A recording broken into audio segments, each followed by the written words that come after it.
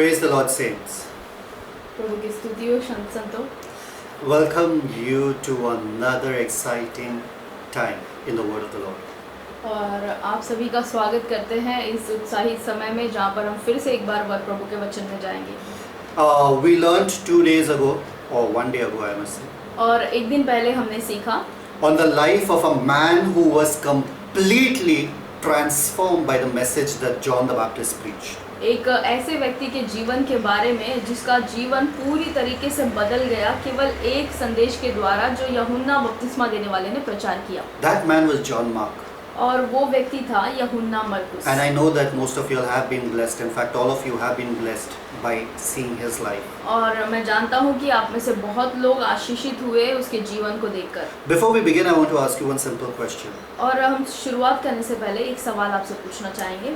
Have you ever had times in your life when people have hurted you, they say sorry to you, and you forgive them? और क्या आपके जीवन में कभी ऐसा कोई परिस्थिति या मौका आया जब आप किसी ने आपका दिल दुखाया और उन्होंने आपसे क्षमा मांगा और सॉरी कहा और आपने उन्हें माफ कर दिया? It was hard for you to forgive them, but nevertheless you still forgave them. आपके लिए ये बहुत मुश्किल था कि आप उनको क्षमा करें, लेकिन फिर भी आपने उन्हें क्षमा किया। And just within no time, in fact few days later, और शायद कुछ बहुत ही कम समय में they do the same thing back again. और कुछ ही दिन के बाद वो वही गलती फिर से दोबारा करते हैं। How is your reaction? फिर आपका प्रतिक्रिया कैसे रहता है? How do you feel about it? आप उसके बारे में फिर क्या सोचते हैं? Don't you feel that they lose their credential in front of your eyes and you don't want to trust them anymore? और क्या ऐसा आपको लगता है कि अब वो भरोसे के बिल्कुल लायक नहीं है? Do you feel that you can trust them? क्या आपको ऐसा लगता है कि आप फिर से उन पर भरोसा कर सकते हैं? In fact, do you feel that they had genuinely repented of hurting you? और क्या आपको सच में ऐसा लगता है कि हाँ, उस आदमी ने जब पहली बार मुझसे क्षमा मांगा तो सच में दिल से मांगा? Do you actually want to forgive them the second time? क्या फिर से आपको दोबारा उनको क्षमा करना अच्छा लगता है? How many times it has happened with you? और ऐसा कितनी बार आपके साथ हुआ है? I guess with most of you all know the meaning of it. और मैं जानता हूँ कि आप में से कई लोग इसका जो मतलब है वो समझ सकते हैं। Not only have people hurted you again and again with doing the same thing that they said they wouldn't do. और केवल लोग ही नहीं जिन्होंने बार बार वही गलतियों को कर आपको चोट पहुंचाया और कहा कि हम क्षमा मांगेंगे। But you yourself have also found yourself in such situations where you told people that you are sorry, but you repeat the same things. और लेकिन आपके साथ भी आपके जीवन में ऐसा कई बार हुआ कि आपने लोगों से क्षमा मांगा लेकिन वही गलतियों को आप बार बार करते गए। And how do you expect to be forgiven? और आप फिर कैसे अपेक्षा करते हैं कि सामने वाला आपको क्षमा करे? For example, उदाहरण के तौर पे a small little boy एक छोटा लड़का keeps on beating other boys. दूसरे बच्चों को हमेशा मारते रहता है। The mother comes माता आती है and tells him, this is wrong. और उससे कहती है कि ये गलत है। He says, sorry mama, I will never do it again. Sorry mama, I'll never do it again. और वो कहता है मम्मी मुझे माफ कर दो, मैं दोबारा ऐसा नहीं करूँगा। And then he is punished. He is put in a room and he is not allowed any video games. He is not allowed anything. Just punished in the room. और फिर उस लड़के को वो माँ लेती है और एक रूम में बंद करके रख देती है और ना उनको उस बच्चे को कोई वीडियो गेम ना कोई खेल कूद कुछ नहीं देती है, उसे बस बंद करके रखती है। After the end of the day, she allows the boy to come out. और दिन के आखिरी में फिर वो लड़के को बाहर आने देती है। And says, next time if you do it, you watch out. और कहती है कि अगर दोबारा तुमने ये गलती की तो देखना फिर तुम। Then in the night time when the mother is loving this small little child, और रात के समय में जब माँ उस बेटे से प्यार कर रही है, then this child just asks, Mama, तब ये बेटा मम्मा से अपने पूछता है, just in case someone beats me and I beat them back again, you'll again be angry with me or what? तो पूछता है कि मम्मी क्या अगर मुझे कोई मारे और फिर मैं उसे मारूं तो क्या फिर से आप मुझ पर गुस्सा करेंगी? That means this boy was still going to beat someone no matter what. इसका मतलब ये लड़का जो है वापस कहीं ना कहीं किसी को मारने वाला He था। still didn't learn his lesson that it is not right to beat someone else. इसने अभी भी अपने इस गलती को नहीं माना कि किसी को मारना जो है गलत बात है। One question I have for you, saints. एक सवाल मैं आपसे पूछना चाहता हूँ। Many of you ask one question time and again. और हमेशा आप लोग जो है एक सवाल हमेशा पूछते रहते हैं। I know grace has happened on our life. हम जानते हैं कि हमारे ऊपर अनुग्रह हुआ है, But what if I sin? लेकिन क्या अगर मैं पाप करूँ तो? What if I sin? क्या अगर मैं पाप करूँ तो? What about those people who have experienced grace and repented? What if they sin? उन लोगों के बारे में क्या जिन पर अनुग्रह हुआ और उन्होंने पाप किया और फिर पश्चाताप भी किया? So what if they sin again? और क्या अगर वो वापस पाप करते हैं? See, when you ask such a question, जब आप ऐसे प्रश्न को पूछते हैं then I would want to question your repentance. तो मैं आपके पश्चाताप पर सवाल उठाना चाहता हूँ। I want to question the genuinity of your salvation. मैं सवाल उठाना चाहता हूँ कि क्या सच में आपने पश्चाताप किया? Do you actually love Jesus and repented and turned away? क्या सच में आपने यीशु से प्रेम किया और सच में पश्चाताप करके अपने हृदय को बदला? You will never ask such a question again. तो आप दोबारा ऐसा प्रश्न कभी नहीं पूछेंगे। In fact, what was the message of John? और अगर हम देखें तो सच में यूहन्ना बपतिस्मा देने वाले का संदेश क्या था? He preached 30 important doctrines. और उसने 30 ऐसे बहुत ही महत्वपूर्ण सिद्धांतों का प्रचार किया, Which we won't go in now. जिसमें हम अभी नहीं जाएंगे। I will name those doctrines later on for you. मैं बाद में आपको उन सारे सिद्धांतों के बारे में बता दूंगा। But the major one was लेकिन सबसे महत्वपूर्ण जो था repentance. पश्चाताप। Repentance. पश्चाताप What is repentance? पश्चाताप क्या है What is the nature of true repentance? और पश्चाताप का सही स्वभाव क्या है? Do we as believers need to repent every single day? क्या हम विश्वासी होने के नाते हमें हर दिन पश्चाताप करने की जरूरत है? I guess in the past in your life when you have thought about the word repent, it means about closing your eyes and crying and saying, Lord, I'm sorry for whatever I've said, whatever I've done, whatever I've seen, whatever I've behaved, I'm sorry, Lord.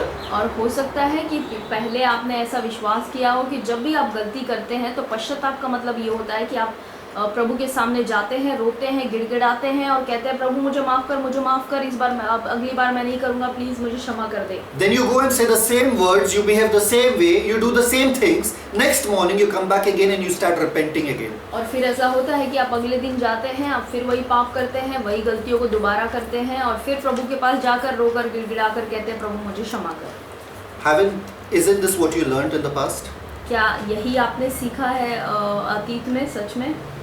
Let's see what true repentance is all about. आइए हम देखें कि सच्चा जो पश्चाताप है वो क्या होता है। Does repentance really matter? क्या पश्चाताप जरूरी है? First of all, let's see what repentance is defined as. सबसे पहले हम देखेंगे कि पश्चाताप का व्याख्या क्या है। Can we see a verse in which repentance is defined? क्या हम देख सकते हैं ऐसा कोई वचन जिसमें पश्चाताप का मतलब बताया गया है? Absolutely. Exodus 13:17. हाँ ऐसा है। आइए हम देखें निर्गमन उसका 13 अध्याय उसका 7 वचन। Exodus 13:17. निर्गमन उसका 13 अध्याय उसका 17 वचन, माफ करें। Okay. So now they are going out of Egypt. The children of Israel were in bondage. Now they're going out of Egypt. तो यहाँ पर जो है मिस्र में जो इजरायली लोग हैं वो बंदी बनाकर रखे हुए थे, लेकिन अब वो वहाँ से बाहर निकल रहे हैं। Verse 17 says, वचन 17 कहता है, And it came to pass when Pharaoh had let the people go, that God led them not through the way of the land of the Philistines, although that was near. For God said, Lest peradventure the people repent when they see war and they return to Egypt. तो निर्गमन 13 अध्याय उसका 17 वचन, जब फिरौन ने लोगों को जाने की आज्ञा दे दी, तब यद्यपि पलिस्तियों के देश में होकर जो मार्ग जाता है वह छोटा था, तो भी परमेश्वर यह सोचकर उनको उस मार्ग से नहीं ले गया कि कहीं ऐसा ना हो कि जब ये लोग लड़ाई देखें तब पछताकर मिस्र को लौट जाए। Verse 18 says, But God led the people about through the way of the wilderness of the Red Sea, and the children of Israel went up harnessed out of the land of Egypt. और 18 वचन ऐसा कहता है, इसलिए परमेश्वर उनको चक्कर खिलाकर लाल समुद्र के जंगल के मार्ग से ले चला और इज़राइल पांति बांधे हुए मिस्र से निकल गए। To go through the way of the Red Sea was a longer route. और लाल समुद्र से होकर जाना ये बहुत ही लंबा रास्ता था। There was a shorter route to go by the land of the Philistines. और फिलिस्तियों के देश से होकर जाना ये एक छोटा रास्ता था। But God didn't want them to go through that. लेकिन परमेश्वर नहीं चाहता था कि वो उन रास्तों से जाएं। Very clearly it is written here, peradventure the people repent when they see war and they return to Egypt. और साफ तरीके से यहाँ पर लिखा है कि कहीं ऐसा ना हो कि जब ये लोग लड़ाई देखें तब पछताकर मिस्र को लौट जाए। So what means repent? तो पश्चाताप का मतलब क्या होता है? Simple. आसान बात है, Return. वापस जाना, Return. वापस जाना। Return to Egypt. Over here in this context it means returning to Egypt. अगर इस संवेद में या कॉन्टेक्स्ट में देखें तो इसका मतलब है कि वापस मिस्र को जाना। What does return mean? और वापस जाना इसका मतलब क्या होता है? Return means mudna, turning back. Return, ये दो शब्द को मिलाकर रिटर्न होता है जिसका मतलब फिर से मुड़ना। So when you repent, you regret a decision and you turn from it and go the opposite direction. और जब आप रिटर्न होते हैं यानी पश्चाताप करते हैं तो आप उस चीज़ से पश्चाताप करके वहाँ से हटकर उसके पूरे विपरीत दिशा में जाते हैं। Okay, excellent. बहुत ही अद्भुत बात। Now, let's ask this question. Does God repent? और हम एक सवाल पूछेंगे कि क्या परमेश्वर जो है वो पश्चाताप करते हैं या पछताते हैं? Can God repent? क्या परमेश्वर पश्चाताप करते हैं या पछताते हैं? All you feel the answer is yes. Let me show you a verse. और अगर आपको लगता है कि उत्तर हाँ है तो मैं आपको एक वचन दिखाना Numbers चाहता हूँ। 23:19. गिनती उसका 23 अध्याय उसका 19 वचन। Guys, better open these verses in your Bible, in your physical Bible. Numbers 23:19. I'll read it out for you. It says, God is not a man that he should lie, neither the Son of Man that he should repent. Hath he said, and shall he not do it? Or hath he spoken, and shall he not make it good? गिनती उसका 23 अध्याय उसका 19 वचन कहता है, ईश्वर मनुष्य नहीं कि झूठ बोले और ना वह आदमी है कि अपनी इच्छा बदले। क्या जो कुछ उसने कहा उसे ना करे? क्या वह वचन देकर उसे पूरा ना करे? 1 Samuel 15:29. पहला सैमुएल उसका 15 अध्याय उसका 29 वचन। 1 Samuel 15:29. पहला सैमुएल उसका 15 अध्याय उसका 29 वचन। And also the strength of Israel, that is God, will not lie nor repent, for he is not a man that he should repent. और जो इज़राइल का बलमूल है वह न तो झूठ बोलता और न पछताता है, क्योंकि वह मनुष्य नहीं है कि पछताए। Amen. So what does these verses tell you? तो ये सारे वचन आपको क्या बताते हैं? Does God repent? क्या परमेश्वर पश्चाताप करते हैं? Can God repent? क्या परमेश्वर को पश्चाताप करना चाहिए? According to these verses, इन वचनों के अनुसार I don't think so he can, right? मुझे नहीं लगता कि उनको करने की जरूरत है। Don't you feel that? क्या आपको नहीं लगता? So, is there anyone तो क्या ऐसा कोई भी है in the Bible बाइबल में who forced God to repent? जिसने परमेश्वर पर दबाव डाला कि परमेश्वर जो है पश्चाताप A करे? God who doesn't repent. वो परमेश्वर जो पश्चाताप नहीं करते। Did someone force him, or did someone challenge him or tell him, God, I think you should repent? तो क्या कोई ऐसा व्यक्ति है बाइबल में जिसने परमेश्वर को चुनौती दी या परमेश्वर पर दबाव डाला और कहा कि परमेश्वर मुझे लगता है कि आपको पछताना चाहिए या पश्चाताप करना चाहिए? You want to meet such a man? क्या आपको ऐसा व्यक्ति बनना है? There was only one. केवल ऐसा एक व्यक्ति था। One man who had the guts to stand in front of God and say, God, I think you should repent. केवल एक व्यक्ति के पास वो जो है निडर बात थी, वो दृढ़ था जो परमेश्वर से कह सकता था कि परमेश्वर मुझे लगता है कि आपको पछताना चाहिए। God didn't shout at him. God didn't yell at him. God didn't tell him, how dare you tell me to repent? परमेश्वर ने उसके ऊपर चिल्लाया नहीं या उसको चिल्लाकर ये नहीं कहा कि तुम मुझे कैसे कह सकते हो पश्चाताप करने के लिए। I'll show you that incident. मैं आपको वो वाक्य या वो कहानी, वो घटना दिखाऊंगा। Moses is in the Mount of Sinai. मूसा जो है वो सिनाई पर्वत पर है He is talking to God. और वो परमेश्वर से बातें कर रहा The है। people down are getting very restless, the children of Egypt, और नीचे Israel. सारे जो इजरायली लोग नीचे हैं वो बिल्कुल जो है बेताब हो जाते हैं। They tell Aaron. वो हारून से कहते हैं, Aaron is the priest, okay? Moses' brother, elder brother. और हारून जो है वो एक याजक है और मूसा का भाई भी। So Moses, the children of Israel tell Aaron that, Aaron, we are tired of this Moses. We do not know where he is. He's gone. That cloud is there. We don't know whether he's coming back. Maybe he's dead. Do one thing for us. Make a golden calf for us. और जो हारून जो है उससे Israeli लोगों ने कहा कि हारून, हमको बिल्कुल नहीं पता कि ये मूसा कहाँ गया और ये क्या कर रहा है इतने दिन तक पहाड़ पर जाकर। हम एक काम करते हैं कि हम अपने लिए एक परमेश्वर को बनाते हैं, A golden calf. एक सोने का बछड़ा। So they give all their gold and all that and they carve a nice calf. और वो अपने सारे सोनों को, जो सोना वो लेकर आए थे, वो सारे सोना वो दे देते हैं हारून को और वो एक सोने का बछड़ा बना देते हैं। They wanted gods just like the Egyptians had gods which they can see. और उनको ऐसे ही परमेश्वर या देवता चाहिए थे जैसा उन्होंने मिस्र में देखा था। And they started dancing, they started being drunk, they started doing all sort of dirty deeds in front of that calf.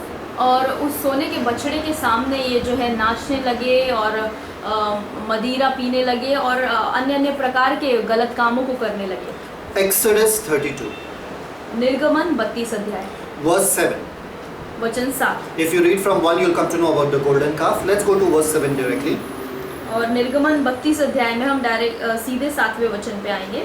And the Lord said unto Moses, now God is talking to Moses up there in the mountain, okay, while they are having this communion. और अब परमेश्वर जो है मूसा से पर्वत पे बात कर रहे हैं जब नीचे ये लोग ऐसे ऐसे काम कर रहे हैं। Go get thee down, for thy people which thou broughtest out of the land of Egypt have corrupted themselves. तब यहोवा ने मूसा से कहा, नीचे उतर जा, क्योंकि तेरी प्रजा के लोग जिन्हें तू मिस्र देश से निकाल ले आया है सो बिगड़ गए हैं। 1 minute. 1 minute. Every time the Lord says, I brought them out of the land of Egypt. और हर बार परमेश्वर कहते हैं कि मैंने इन्हें मिस्र देश से निकाल लाया। Doesn't this happen in families? If the child is bad, they say, your son.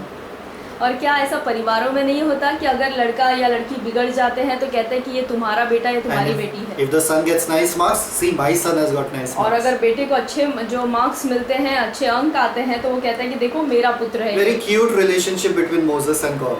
तो ये बहुत ही सुंदर रिश्ता था मूसा और परमेश्वर के बीच। So God is telling, see your people which you brought out, those guys see what they are doing now.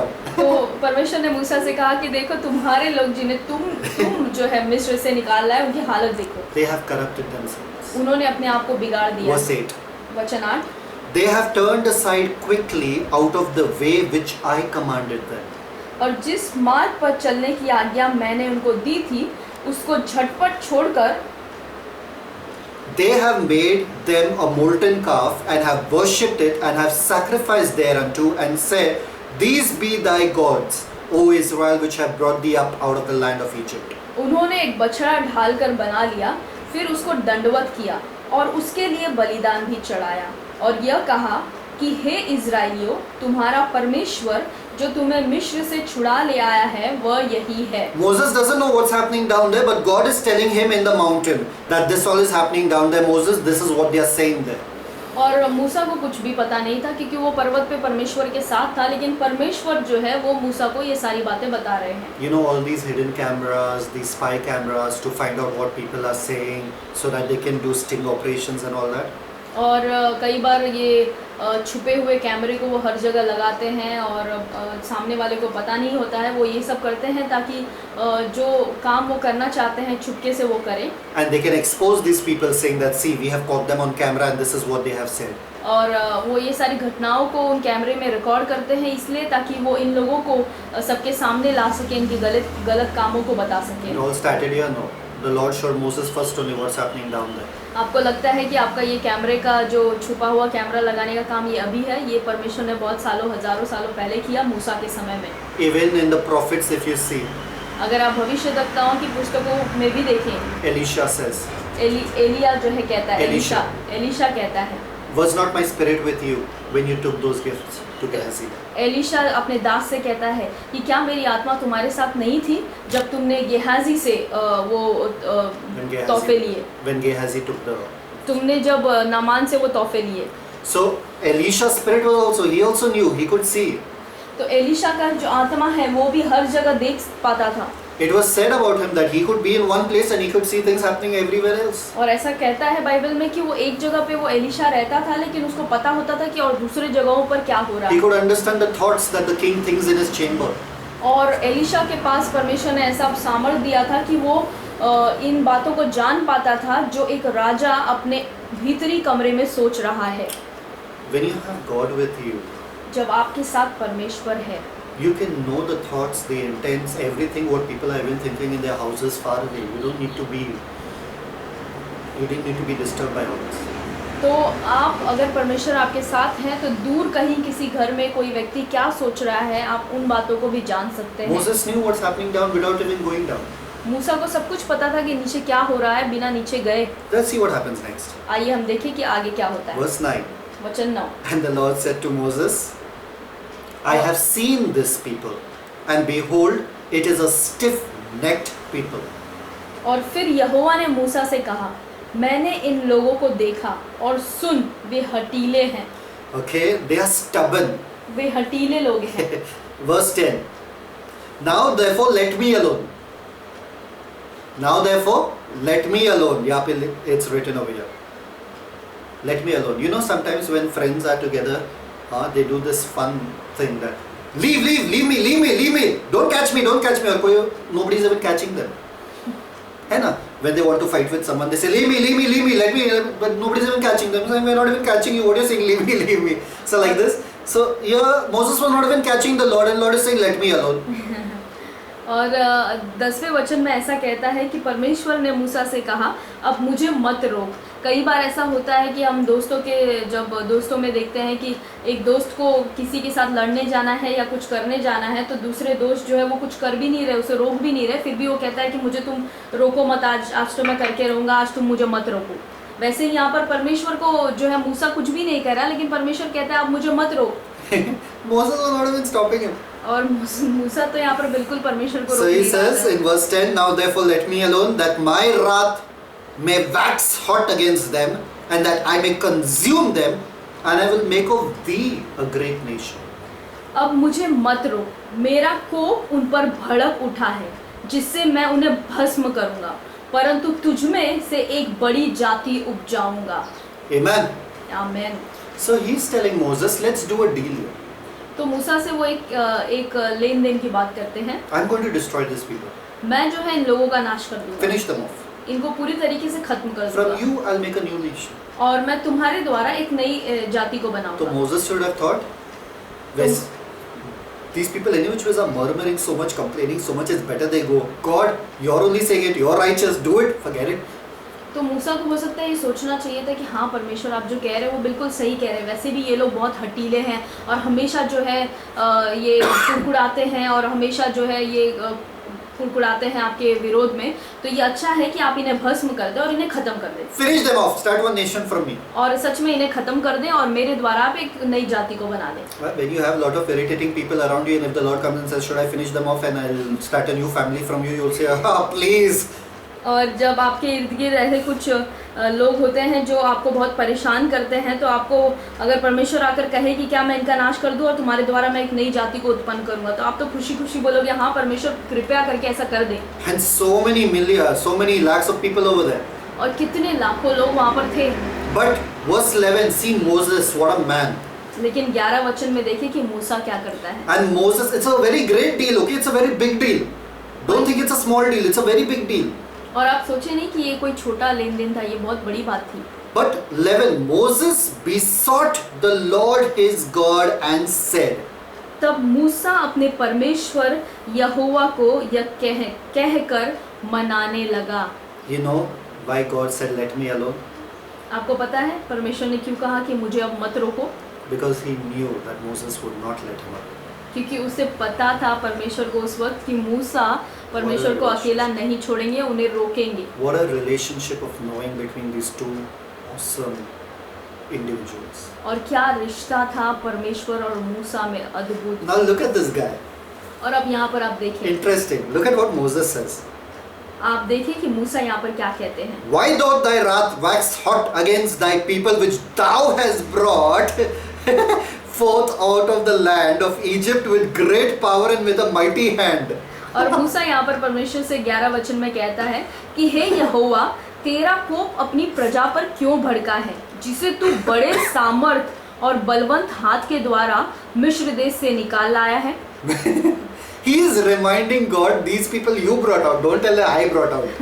और वो परमेश्वर को याद दिला रहा है कि परमेश्वर इन लोगों को तूने बाहर लेकर आया, मैं नहीं। But he is reminding God even one more thing. लेकिन वो परमेश्वर को एक और बात याद दिला रहा है। With great power and a mighty hand.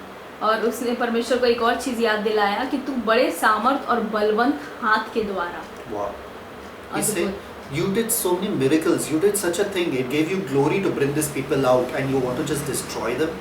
और बहुत सामर्थ और बहुत बलवंत के कामों को करने के द्वारा बहुत आपने अपनी महिमा दिखाई और अद्भुत कामों के द्वारा आपने इन लोगों को मिस्र से यहाँ पर लेकर आए, और क्या आप इनका नाश करना चाहते हैं? What's interesting is he's saying, why are you getting angry, God?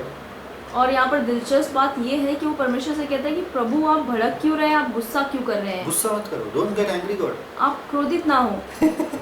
Imagine the guts of a man to stand in front of God and tell him don't get angry. और आप सोचे कि एक व्यक्ति का क्या उसके अंदर निडर कितना होगा कि वो परमेश्वर से कह रहा है कि प्रभु आप भड़के नहीं। I'll show you something interesting later, okay?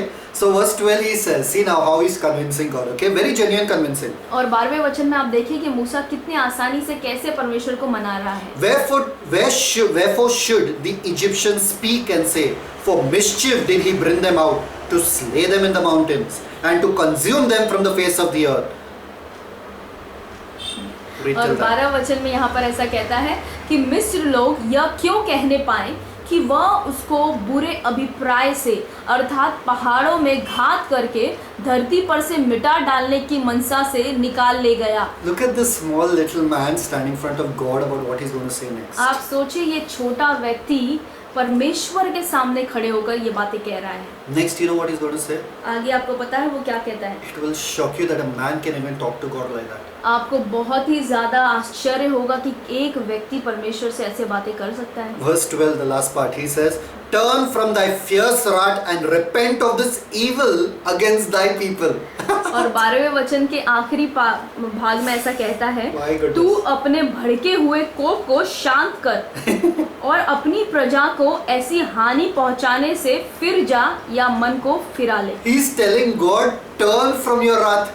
और कहता है वो परमेश्वर को कि तू अपने भड़के हुए कोप को शांत कर and repent of this evil that you even thought of in your mind. और परमेश्वर से कहता है कि ये जो बुराई करने का या हानि करने का आपने सोचा है उससे अपने मन को आप बदल दे। When someone tells you stop being angry, don't you feel more anger on them?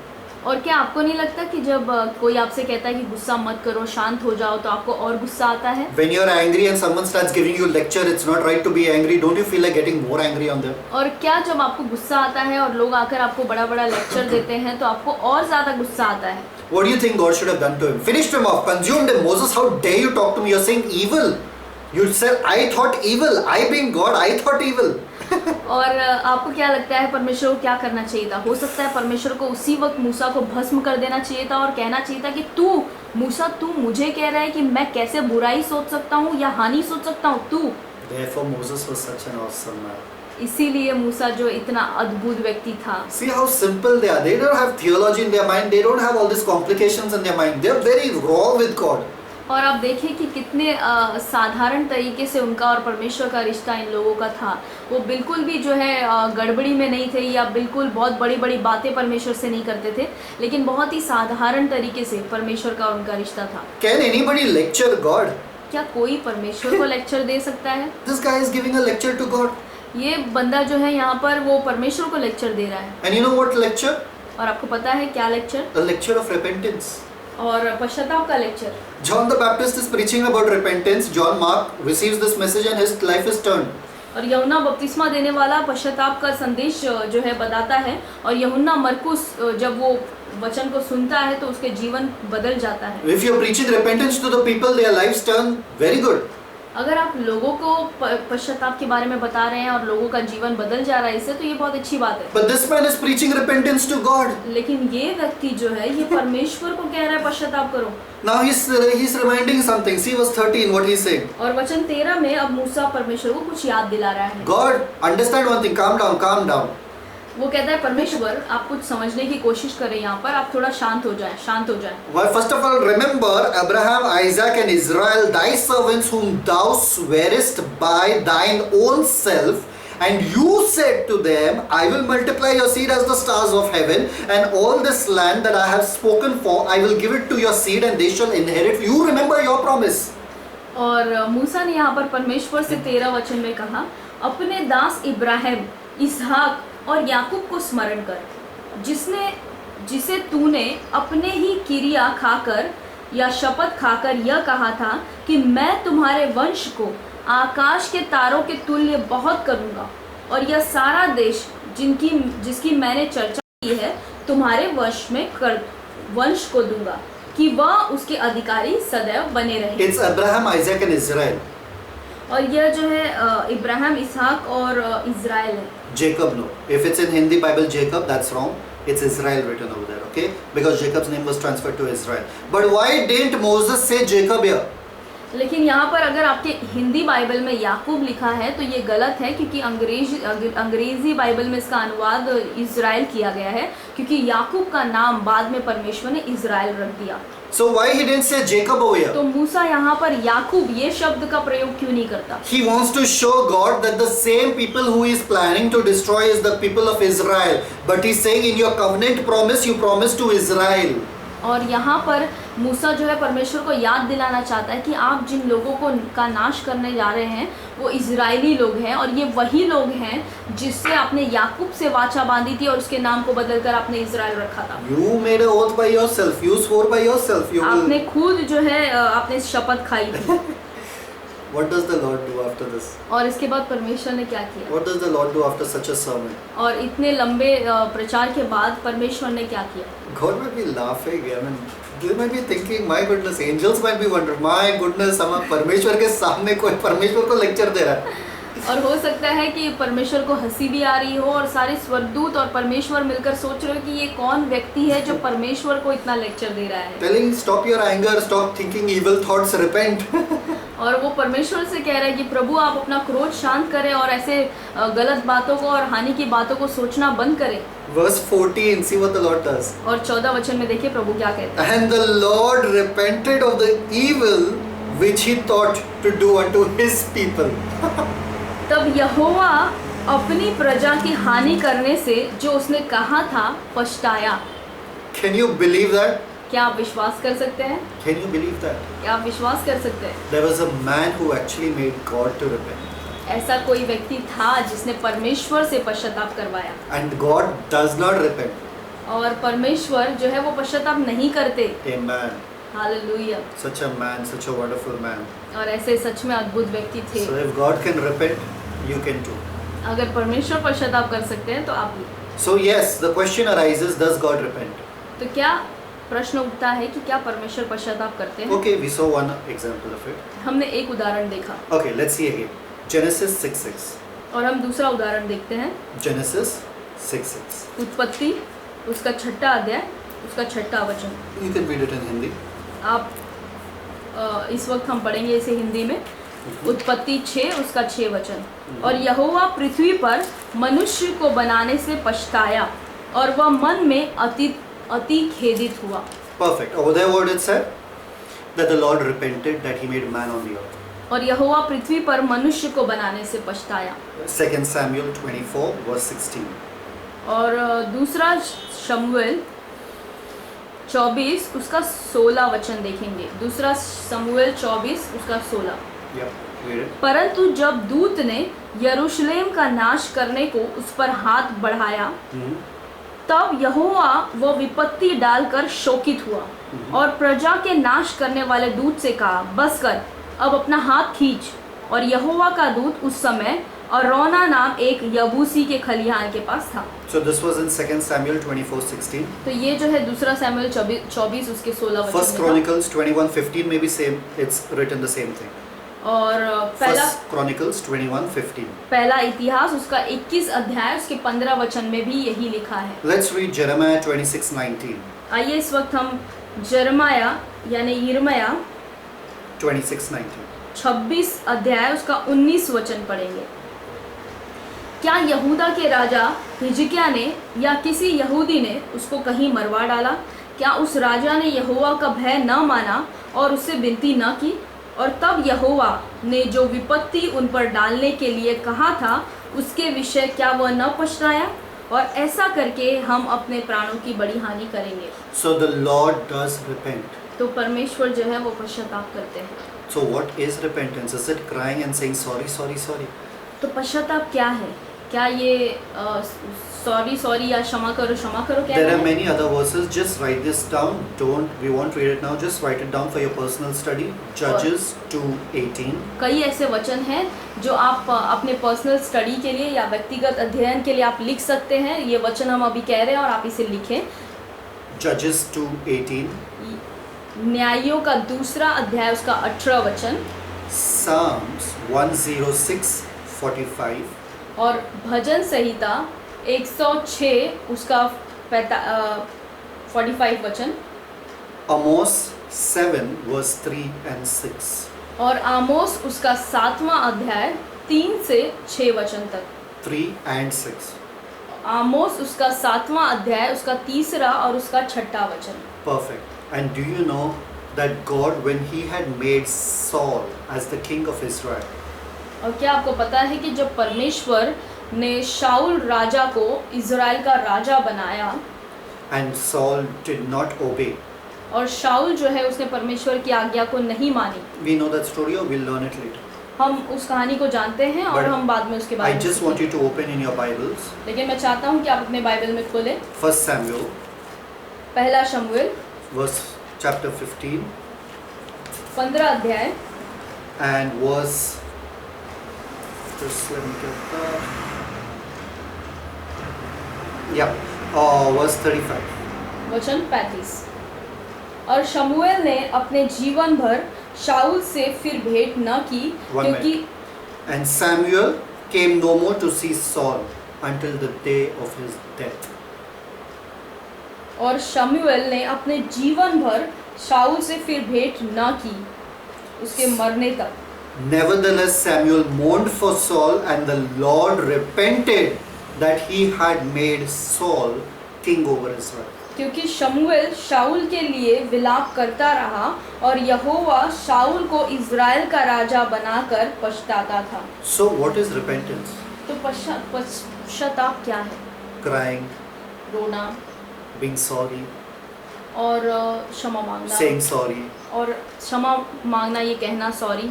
If crying or saying sorry is what repentance is all about, अगर रोना और सॉरी कहना यही पश्चाताप है, where did God say sorry? तो परमेश्वर ने सॉरी कहाँ कहा? To whom did God say sorry? और परमेश्वर ने किससे कहा कि सॉरी या मुझे माफ़ करो? When God repented, जब परमेश्वर ने पश्चाताप किया He didn't have to say sorry about it. तो परमेश्वर को सॉरी कहने की ज़रूरत नहीं He पड़ी। just did something about it. परमेश्वर ने कुछ किया वहाँ पर। See the next verse in 1 Samuel 16 verse 1. और पहला सैमुएल उसका 16 अध्याय उसका पहला वचन हमें That's लिखा है। exactly after the Lord repented.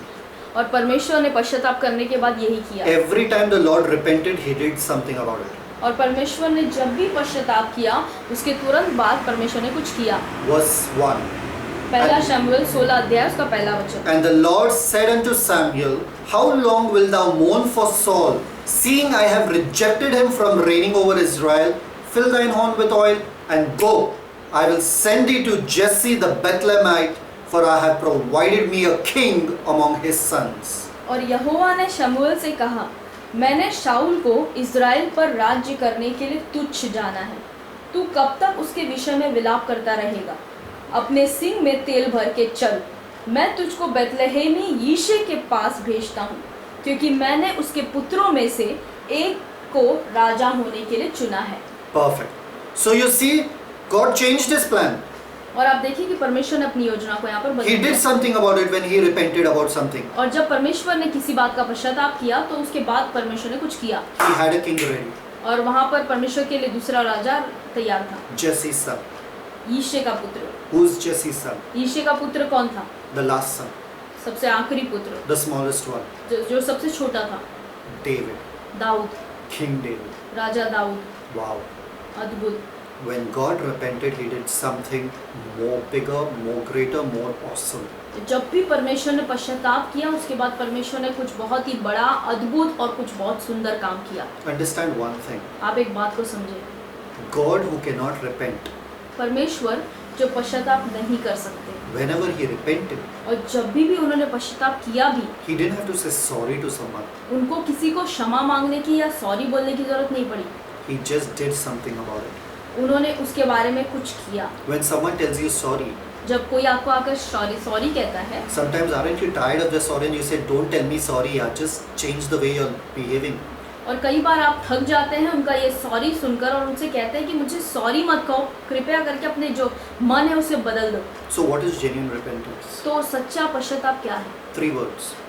3 शब्द, Regret, पछताना, return, वापस आना and realign.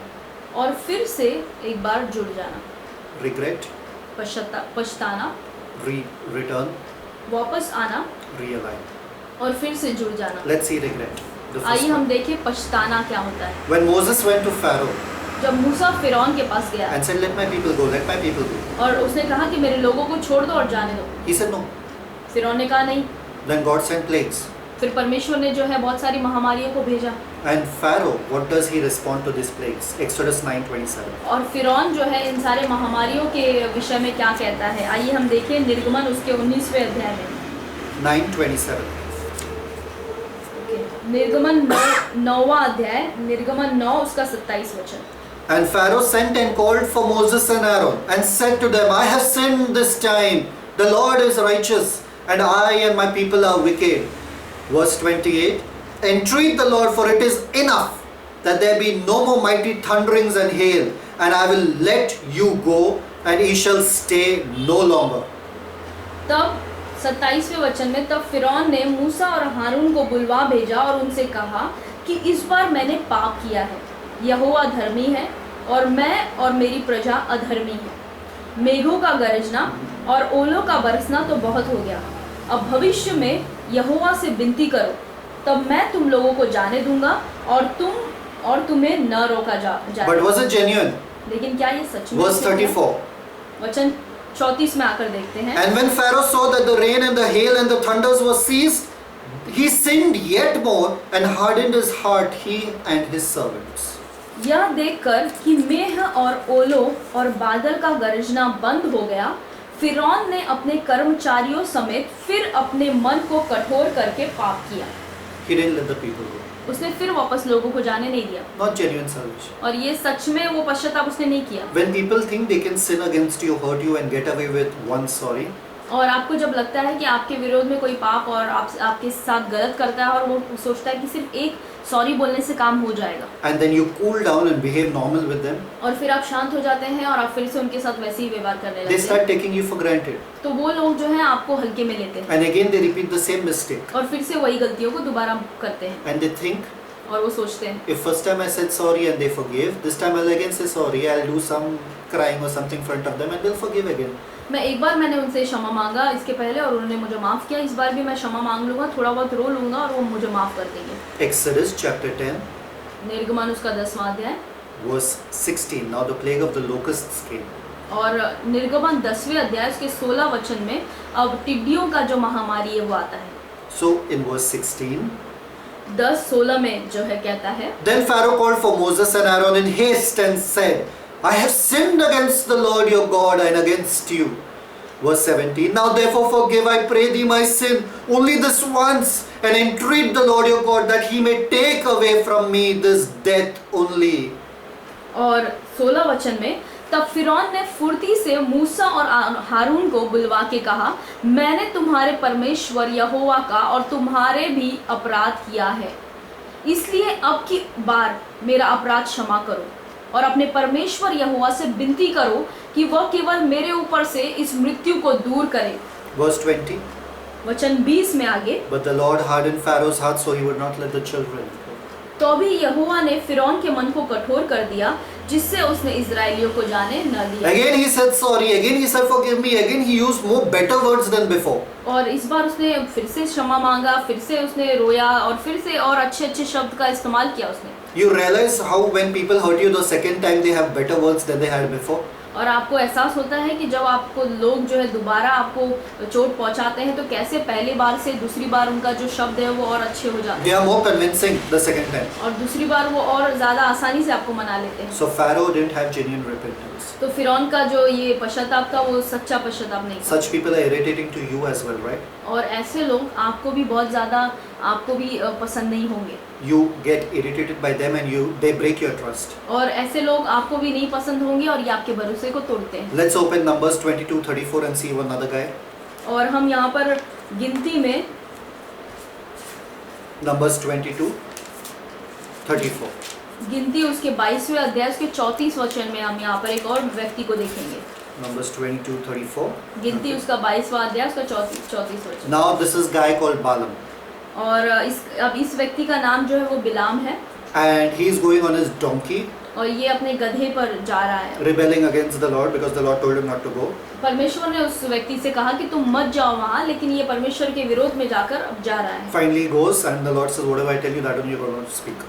और आखिरी में परमेश्वर उससे कहता है कि ठीक है तुम जा रहे हो तो जाओ, जो कुछ मैं तुमसे कहूँगा उतना ही कहना। Because the king of Balak wants him to come and curse the children of Israel so he can win a war against them. क्योंकि बिलाक जो इज़राइल का बिलाक जो राजा है वो चाहता है कि ये बलाम जो है वो आए और ये इज़राइलियों को श्रापित करे। Okay, so let's see this. और हम इसे देखेंगे Verse 22. वचन 22 में। And God's anger was kindled because he went and the angel of the Lord stood in the way for an adversary against him. Now when he was riding upon his ass and his 2 servants were with him, the ass saw the angel of the Lord standing in the way with a sword drawn in his hand, and the ass turned aside out of the way and went into the field, and Balaam smote the ass to turn on to the way. और 22वें वचन में 22वें अध्याय के 22वें वचन में ऐसा कहता है, और उसके जाने के कारण परमेश्वर का कोप भड़क उठा और यहोवा का दूत उसके विरोध करने के लिए मार्ग रोक कर खड़ा हो गया। वह तो अपनी गदही पर सवार होकर जा रहा था और उसके संग उसके 2 सेवक भी थे, और उस गदही को यहोवा का दूत हाथ में नंगी तलवार लिए हुए मार्ग में खड़ा दिखाई पड़ा। तब गदही मार्ग छोड़कर खेत में चली गई। तब बिलाम ने गदही को मारा कि वह मार्ग पर फिर आ जाए। Then verse 24 says, but the angel stood in the part of the vineyard, a wall being on this side, a wall being on that side, and an angel was standing in the middle. Okay. तब यहोवा का दूत दाख की बारियों के बीच की गली में, जिसके दोनों ओर बारी की दीवार थी, खड़ा हुआ। Okay, very interesting. Verse 25. और बहुत ही दिलचस्प ये कहानी है, वचन 25 में हम देखेंगे। And when the ass saw the angel of the Lord, she thrust herself unto the wall and crushed Balaam's foot against the wall, and he smote her again. और यहोवा के दूत को देखकर गदही दीवार से ऐसी सट गई कि बिलाम का पाँव दीवार से दब गया। तब उसने उसको फिर मारा। One thing, he is so frustrated. और एक बात है कि वो बिलाम जो है वो पहले से ही बहुत ज्यादा परेशान है। This donkey is irritating him all the more. और ये जो गदही है ये और इसे परेशान कर रही है। The angel was supposed to be seen by Balaam, but the donkey seeing the angel. ये यहोवा का जो दूत, जो स्वर्गदूत वहाँ पर था, बिलाम को उसे दूत को देखना चाहिए था, लेकिन बिलाम न देखकर उसकी गदही दूत को देख रही है। Donkey seeing a sword in the hand of the angel. और गदहा जो गदही थी उसने स्वर्गदूत को देखा और उसके हाथ में तलवार देखा। And the donkey has more sense than the prophet. और यहाँ पर जो गदहा है गदही, उसके पास ज्यादा I दिमाग want था, to show you a verse over here. उसके पास ज्यादा दिमाग था बिलाम से।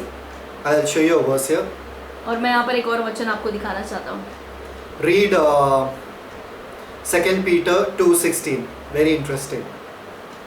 हम यहाँ पर एक और वचन I'll पढ़ेंगे। open to it. 2 Peter 2:16. दूसरा पत्रस उसका दूसरा अध्याय उसका 16 You वचन। will love this verse. I love it. Every time I read it, there's a smile on my face. और जब भी मैं इस वचन को पढ़ता हूँ मेरे मुंह पे एक मुस्कुराहट आती है। दूसरा पत्रस 2:16 हम पढ़ेंगे। Perfect. It's written 2:16. Okay. Verse 15 we'll see. Which have forsaken the right way and gone astray, following the way of Balaam the son of Bosor, who loved the wages of unrighteousness. Verse 16. But was rebuked for his iniquity. Who rebuked him? The dumb ass, speaking with man's voice, forbade the madness of the prophet. और 15 वचन में हम देखेंगे कि वे सीधे मार्ग को छोड़कर भटक गए हैं और बवार के पुत्र बिलाम के मार्ग पर हो लिए हैं, जिसने अधर्म की मजदूरी को प्रिय जाना, 16 वचन में कहता है, पर उसके अपराध के विषय में उलाहना दिया गया, यहाँ तक कि अबोल गदही ने मनुष्य की बोली से उस भविष्यवक्ता को उसके बावलेपन से रोका। The prophet was mad, the ass was dumb, but still the dumb ass spoke in the man's voice. और जो गदही थी वो बोल नहीं सकती थी, लेकिन परमेश्वर के सामर्थ्य से वो बोलने लगी और उसने भविष्यवक्ता को कुछ बुद्धि दी।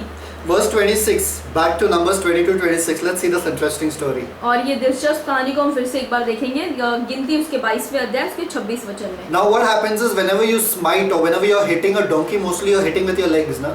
और कई बार ऐसा होता है कि जब भी आप गदही को मार रहे हैं तो आप अपने पैर से मारते हैं, Because you want to balance, na? Because you are on the donkey. क्योंकि आपको अपने आप को संभालना है, संतुलन करना है ताकि आप गिरे नहीं। So this donkey crushed that only foot with which this guy was constantly hitting up. और ये व्यक्ति जो है, इसने उस गदही ने उस भविष्यवक्ता के उसी पैर को दबा दिया जिस पैर से वो उसे मार रहा था बार बार। Oh, God uses animals. Verse 26.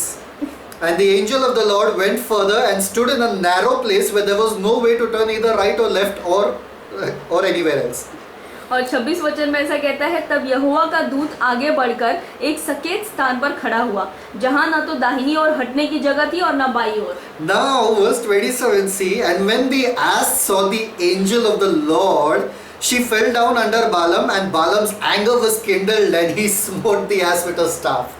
और वहाँ यहोवा के दूत को देखकर गदही बिलाम को लिए दिए बैठ गई। फिर तो बिलाम का कोप भड़क उठा और उसने गदही को लाठी से मारा। I wish God sent some donkeys in our lives to stop us from taking wrong decisions. और मैं इच्छा करता हूँ कि ऐसा हो जाए कि कोई परमेश्वर कोई गधों को हमारे जीवन में भेजे कि हम सही निर्णय अपने जीवन में लेना शुरू कर दें। They should irritate us so much that we should really finally get our senses not to go in those directions. और वो हमें इतना परेशान करे कि सच में हम जो है गलत निर्णयों को ना लेकर अपने दिमाग का इस्तेमाल करें। Now this guy was so crazy, so mad, he was so angry.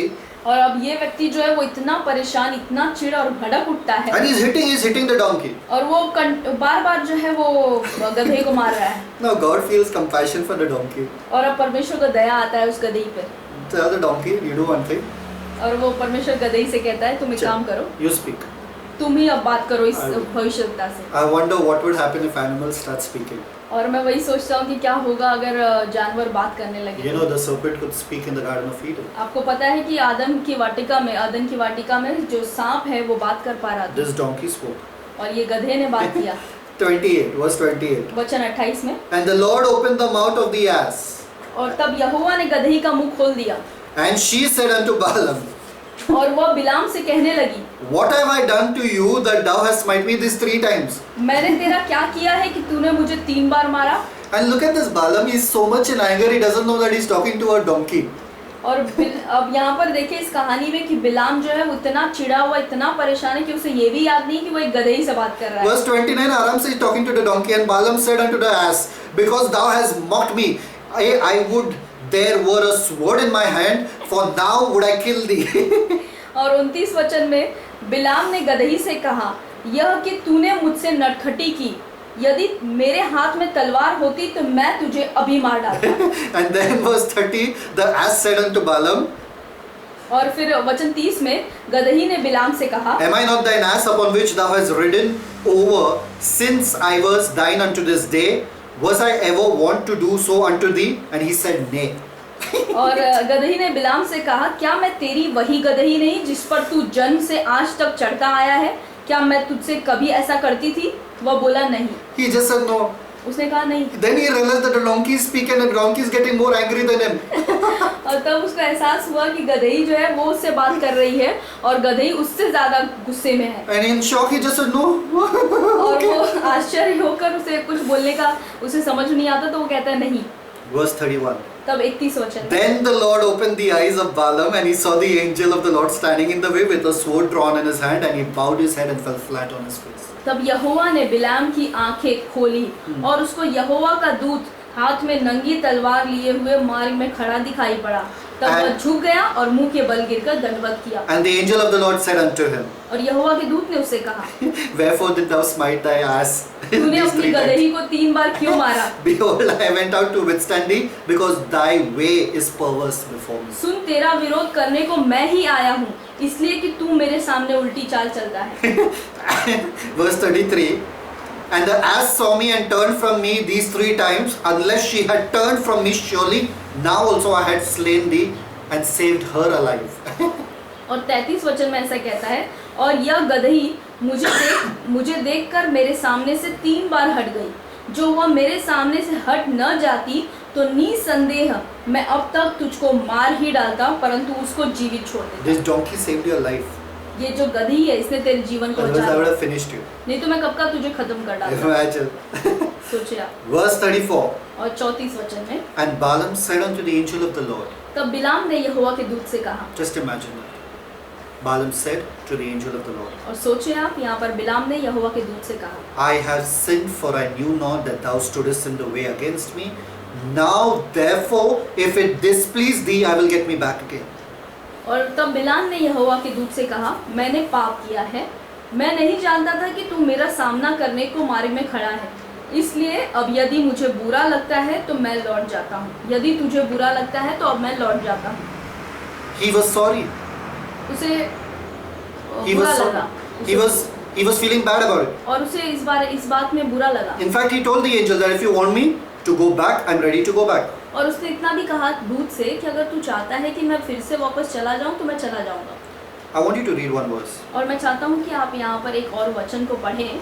Verse Joshua और यहोशुआ की पुस्तक को हम खोलेंगे। यहोशू 13:22. यहोशू उसका 13 अध्याय उसका 22 वचन। यहोशू 13 उसका 22। और इजरायलियों ने उनके और मारे हुओं के साथ बोर के पुत्र भावी कहने वाले बिलाम को भी तलवार से मार डाला। They killed him. और उन लोगों ने जो है बिलाम को तलवार से मार डाला। Why? क्यों? That shows that his repentance was not genuine. और ये दिखाता है कि उसने जो पश्चाताप किया वो सच्चा नहीं था। If it was genuine repentance, he would have obeyed the Lord and his life would be saved. और अगर उसका वो सच्चा पश्चाताप होता तो वो परमेश्वर की आज्ञा को मानता और वो उसका जीवन जो है वो बच जाता। So we saw that only regret is not enough. तो हमने देखा कि केवल जो पछताना है ये काफी नहीं है। Only saying sorry and feeling sorry is not enough. केवल सॉरी कहना या क्षमा मांगना ये केवल काफी नहीं है। Pharaoh was sorry, Balaam was sorry. फिरौन ने भी क्षमा मांगा और बिलाम ने भी क्षमा मांगा। Now the second point, return. लेकिन हम अब दूसरा जो है मुद्दा देखेंगे, रिटर्न यानी वापस आना। 1 Kings 8. पहला राजा 8वां अध्याय। This is where Solomon is praying, dedicating the temple.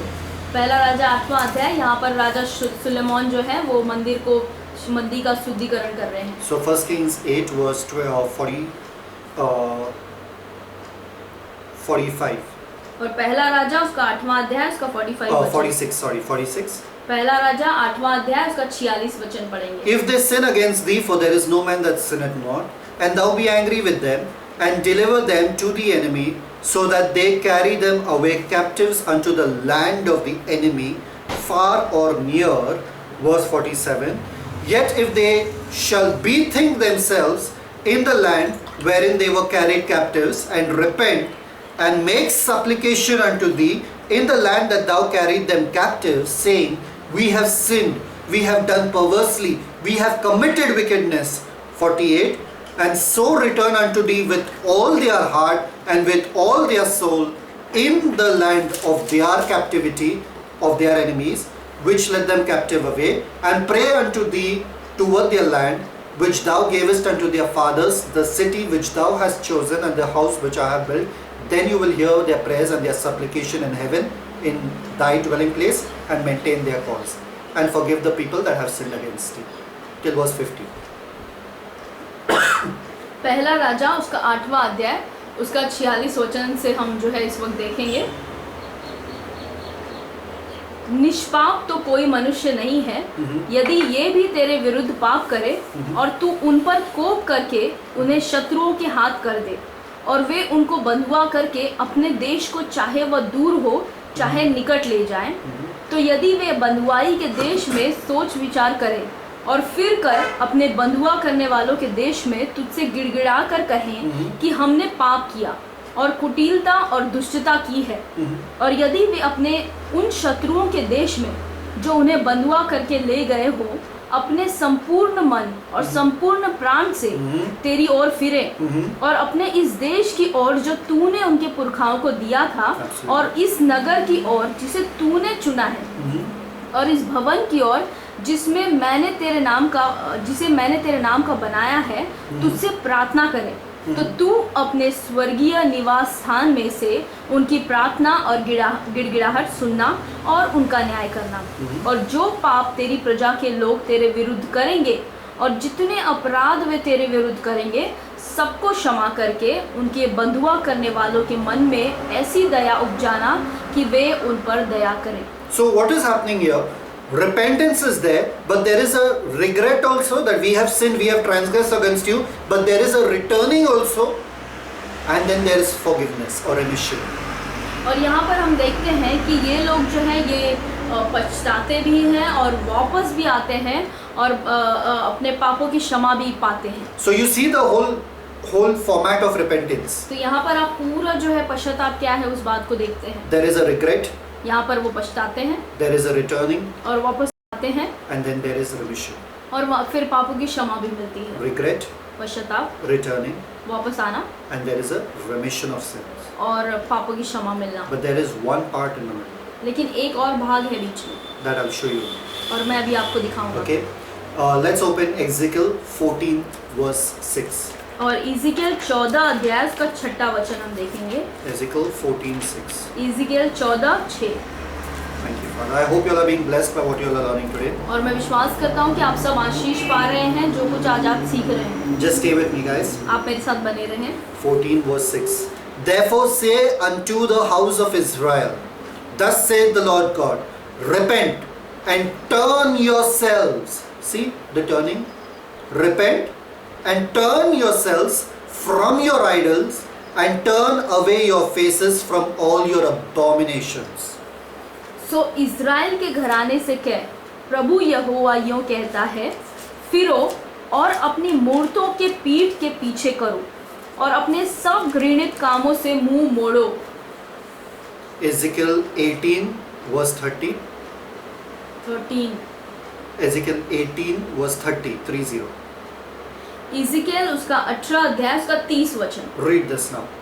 इज़िकेल 18:30। Therefore I will judge you, O house of Israel, every one according to his ways, saith the Lord God. Repent and turn yourselves from all your transgressions, so iniquity shall not be your ruin. प्रभु यहोवा की यह वाणी है, हे Israel के घराने, मैं तुम में से हर एक मनुष्य का न्याय उसकी चाल चलन के अनुसार ही करूँगा। पश्चाताप करो और अपने सब अधर्मों को छोड़ो, तभी तुम्हारा अधर्म तुम्हारे ठोकर खाने का कारण न होगा। 31. Cast away from you. What means turning? Cast away from you all your transgressions whereby ye have transgressed, and make you a new heart and a new spirit. For why will ye die, O house of Israel? और वापस मुड़ने का मतलब क्या है हम 31 वचन में देखेंगे। अपने सब अपराधों को जो तुमने किए हैं दूर करो, अपना मन और अपनी आत्मा बदल डालो, हे इज़राइल के घराने, तुम क्यों मरो। Okay, 32, beautiful verse. For I have no pleasure in the death of him that dieth, saith the Lord God. Wherefore turn yourselves and live ye. और 32 वचन में ऐसा कहता है, क्योंकि प्रभु यहोवा की यह वाणी है, जो मरे उसके मरने से मैं प्रसन्न नहीं होता, इसलिए पश्चाताप करो, तभी तुम जीवित रहोगे। You are wondering, so many people are dying today in the world. और आप सोच रहे होंगे कि कई सारे लोग जो है दुनिया में मर रहे हैं। Why is the Lord allowing it? और परमेश्वर लोगों को अनुमति क्यों दे रहा है? Why is the Lord allowing it? Why is the Lord allowing people to die? और परमेश्वर इन बातों को अनुमति क्यों दे रहा है कि लोग मरे? God has no pleasure in the death of anyone. और परमेश्वर को बिल्कुल परमेश्वर प्रसन्न नहीं होता या उसे खुशी नहीं मिलती जब कोई मरता है। There is a verse also. God doesn't have death in the pleasure. God doesn't have pleasure in the death of wicked. और परमेश्वर वचन भी ऐसा कहता है कि परमेश्वर को बिल्कुल खुशी नहीं मिलती कि किसी का जो है मृत्यु हो। Let me show you one verse. मैं आपको एक वचन अभी दिखाऊंगा, हम उसे पढ़ेंगे।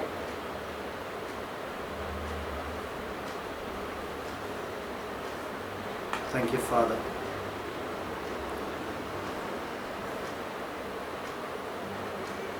33:11. Ezekiel 33:11. Let's read that. Thank you, Father. और इज़िकियल 33 उसका 11 वचन हम देखेंगे।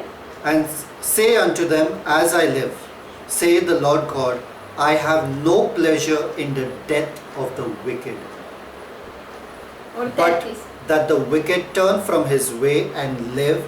Turn ye from your evil ways, or why will ye die, O house of Israel? और इज़िकियल उसके 33 अध्याय उसके 11 वचन में परमेश्वर ऐसा कहता है, सो तू उनसे यह कह, परमेश्वर यहोवा की यह वाणी है, मेरे जीवन की सौगंध, मैं दुष्ट के मरने से कुछ भी प्रसन्न नहीं होता, परंतु इससे कि दुष्ट अपने मार्ग से फिर कर जीवित रहे। हे इज़राइल के घराने, तुम अपने अपने बुरे मार्ग से फिर जाओ, तुम क्यों मरो? You think that God is making people die all across the world? और आपको ऐसा लगता है कि क्या परमेश्वर जो है वो अनुमति दे रहा है कि संसार भर में लोग मरे? Open Lamentations हम इस वक्त विलाप गीत को खोलेंगे। 3:33. विलाप गीत उसका तीसरा अध्याय उसका 33 वचन। विलाप गीत 3 का 33। I'll read that. Lamentations 3:33. It says, For he doth not afflict willingly, nor grieve the children of men. और वचन ऐसा कहता है, क्योंकि वह मनुष्यों को अपने मन से न तो दबाता है और न दुख देता He है, doesn't afflict willingly. और वो अपनी इच्छा से वो लोगों को दुख नहीं देता। You think he's happy about everything that's happening in the world? और क्या आपको लगता है कि परमेश्वर को बहुत खुशी मिल रही है जो कुछ संसार में इस वक्त हो रहा है? You're asking a question, why is God allowing Christians or people or pastors, anyone to die across the world? और आप परमेश्वर से ये प्रश्न पूछ रहे हैं कि परमेश्वर क्यों जो है अनुमति दे रहा है संसार के कई लोगों को, पास्टरों को और कई मसीही लोगों को मरने के लिए? First you have to answer one question. सबसे पहले आपको एक सवाल का उत्तर Why देना did पड़ेगा। God allow Adam to eat the fruit? परमेश्वर ने क्यों अनुमति दिया आदम को वो फल खाने When के he लिए? knew that the day he ate it, he would die. जब परमेश्वर जानता था कि जिस दिन आदम उस फल को खाएगा वो मर जाएगा। God has given your destiny in your hands. परमेश्वर ने आपका जो मंजिल है वो आपके हाथों में दिया है। God has given your life in your hands. परमेश्वर ने आपका जो जीवन है वो आपके हाथों में He दिया है। says, I have no pleasure in the death of the wicked. परमेश्वर कहता है कि दुष्टों को मरने में मुझे बिल्कुल मज़ा नहीं आता या खुशी नहीं मिलती है मुझे इससे, But I want them to turn themselves so that they can live. लेकिन मैं चाहता हूँ कि वो अपने मन को फिराएं और बदल जाएं और जिएं। You want to live, turn yourself to the Lord. You want to live, turn yourself to the Lord. अगर आप जीना चाहते हैं तो आप अपने मन को फिराएं, If you don't want to live, you can continue to be wicked. और अगर आप नहीं जीना चाहते तो आप दुष्टता में पड़े रहें। But you are wondering that what about all those Christians that died? लेकिन आप फिर सोच रहे होंगे कि उन मसीह भाई बहनों का क्या, What happened to them? उनको क्या हुआ? They were with the Lord. वो तो परमेश्वर के साथ थे, Why they died? वो क्यों मरे? I'll tell you the best answer to that. मैं आपको सबसे उत्तम उत्तर उसके लिए दूंगा। Go to heaven and ask God. स्वर्ग में जाए और परमेश्वर से पूछें, Because every man stands to his own master. क्योंकि हर एक व्यक्ति जो है अपने ही स्वामी के सामने वो खड़ा होता है या गिरता है। You don't need to cry or regret or feel hurt because some Christian has died somewhere. That's not the issue.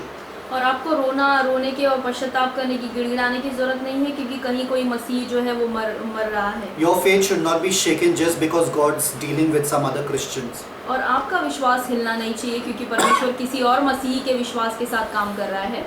Because God is doing something in their life according to their level of faith. परमेश्वर उनके जीवन में कुछ काम कर रहा है उनके विश्वास के हिसाब से। People who believe their work is over, they say, Lord, I'm done, my work is over, they go to be with the Lord, and you wonder why God took them. और कुछ लोग जो हैं वो परमेश्वर से कहते हैं, पिता हमने अपना काम पूरा किया, अब हमें आप अपने पास बुला ले, और आप सोचते हैं कि ये इतने जल्दी या ये ऐसे कैसे परमेश्वर के पास Some चले। people decide they want to live till 120 years, they will live till 120 years as per their faith. God has given life in your hand till when you want to live.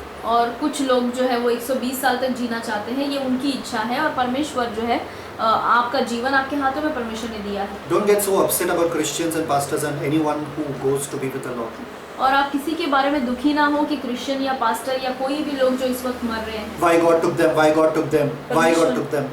क्यों परमेश्वर ने उन्हें ले लिया, क्यों ले लिया परमेश्वर ने उन्हें। If you ask lousy questions, you'll get lousy answers. अगर आप ऐसे सवालों को पूछेंगे जो बिना कोई मतलब के हैं, तो आपको ऐसे ही उत्तर भी मिलेंगे। You should say one thing. आपको एक बात कहना चाहिए। I have decided to walk before my Lord. मैंने ये निर्णय लिया है कि मैं मेरे परमेश्वर के सामने चलूंगा। I don't care what's happening here or what's happening there. मुझे नहीं फर्क पड़ता यहाँ क्या हो रहा है, वहाँ क्या हो रहा है, But as for me and my house, लेकिन मैं और मेरा घराना we will serve the Lord. हम यहोवा की सेवा A करेंगे। 1,000 will fall at my side and 10,000 at my right hand. It shall not come near me. 1000 मेरे बाएं और दाएं और 10,000 मेरे दाएं और गिरेंगे, परंतु वे मेरे निकट ना आएंगे। I will speak life and people will be resurrected. और मैं जीवन को बोलूंगा और लोग जो है वो बदल जाएंगे। It's not for me to ask questions why God is allowing this or why God is allowing that. और ये सवाल मेरे लिए नहीं है कि मैं पूछूं कि क्यों परमेश्वर इस बात को अनुमति दे रहा है, क्यों उसको अनुमति दे रहा है। No man ever has died because God wanted him to die. और कोई व्यक्ति इसलिए नहीं मरा कभी भी कि परमेश्वर चाहता था कि वो मरे। Let this sink because God has no pleasure in the death of anyone. और ये आपके मन में बैठ जाए, ये जान ले आप कि परमेश्वर जो है वो दुष्टों के मरने पर प्रसन्न नहीं होता। So he says, turn. इसलिए वो कहता है बदलो। The first part of repentance is regret, सबसे पहला पश्चाताप का पहला जो मुद्दा है वो है पछताना, genuine regret. एक सच्चा पछताना। Turn. और दूसरा जो है बदल जाना। The second is turn. दूसरा जो है वापस आ जाना। Turn to what? वापस कहाँ आना? Turn in your Bibles to Joel. और अपने बाइबल को अब इस वक्त खोलें, योएल की किताब 2 verse 14 and 15. I'll read it. Joel 2 verse 14 and 15. Okay, we'll start from 13. And rend your heart and not your garment, and turn unto the Lord your God, for he is gracious and merciful, slow to anger and of great kindness, and repenteth him of the evil. और योएल उसका दूसरा अध्याय उसका 13 वचन हम देखेंगे। अपने वस्त्र नहीं, अपने मन ही को फाड़ कर अपने परमेश्वर यहोवा की ओर फिरो, क्योंकि वह अनुग्रहकारी, दयालु, विलंब से क्रोध करने वाला, करुणा निधान और दुख देकर पछताने हारा है। Verse 12 actually. Therefore also now saith the Lord, turn ye even to me with all your heart, and with fasting and with weeping and with mourning. और उसके पहले वाले 12 वचन में हम देखेंगे, तो भी यहोवा की यह वाणी है, अभी सुनो, उपवास के साथ रोते पीटते अपने पूरे मन से फिरकर मेरे पास आओ। Turn to me. मेरे पास आओ। The Lord is saying, turn to me. प्रभु कह रहे हैं मेरे पास आओ। That means now which direction are you in? लेकिन इसका मतलब अब आप किस दिशा में जा रहे हैं? Your back is against the Lord. मतलब आपका पीठ जो है वो परमेश्वर की ओर है। Let's read Jonah. हम इस वक्त योना की Jonah didn't want to go to Nineveh योना जो था वो निनवे जाना नहीं चाहता था, because he knew that Nineveh was a bad city. He wanted God to judge Nineveh. और योना जो था वो निनवे नहीं जाना चाहता था क्योंकि योना को पता था कि निनवे बहुत ही बुरा शहर है और वो चाहता था कि परमेश्वर का न्याय इस शहर पर आए। So God told Jonah, go and preach to them. तो परमेश्वर ने योना से कहा कि जाओ और प्रचार करो। See verse 4. 3 verse 4. Jonah 3 verse 4. And Jonah began to enter into the city a day's journey, and he cried and said, yet 40 days and Nineveh shall be overthrown. Finished. Sermon over. Verse 4. 3 verse 4. और योना उसका तीसरा अध्याय उसका चौथा वचन, योना 3:4। और योना ने नगर में प्रवेश करके 1 दिन की यात्रा पूरी की और यह प्रचार करता गया, अब से 40 दिन के बीतने पर निनवे उलट दिया जाएगा। The smallest repentant sermon. सबसे छोटा संदेश पश्चाताप के ऊपर। Nineveh is going to be destroyed. Finish. 40 days. Finish. खत्म.